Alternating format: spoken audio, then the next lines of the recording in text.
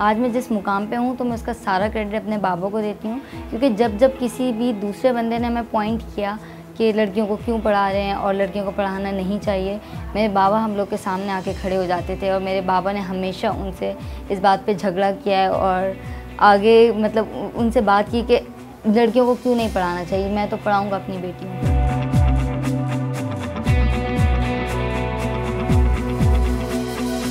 जब मैं आज बहुत प्राउडली, बहुत फ़ख्र महसूस करती हूँ कि माशाल्लाह मेरी बच्चियों ने मेरा फ़ख्र से सर ऊंचा कर दिया, कि जिन लोगों ने कहा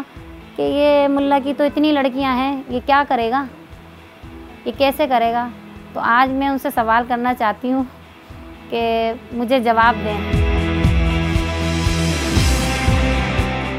प्राउड फील करती हूँ अपने बाबा के लिए कि उन्होंने हमारे लिए हमेशा स्टांस लिया और हर काम उन्होंने हमारी बेहतरी के लिए हर एक काम किया। उन्होंने मज़दूरी भी की है, उन्होंने रिक्शा चलाया,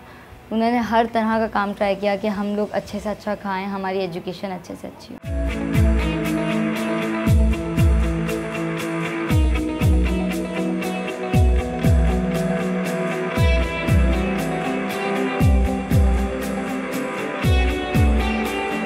मैं पढ़ा लिखा नहीं था तो मैं बहुत परेशान था, तो मैंने चाहा कि मेरी बेटियां कुछ करके दिखाएं, तो मेरे में जस्तुजीत के मैं अपने बच्चों को पढ़ाऊँ और अच्छे से अच्छा बनाऊँ।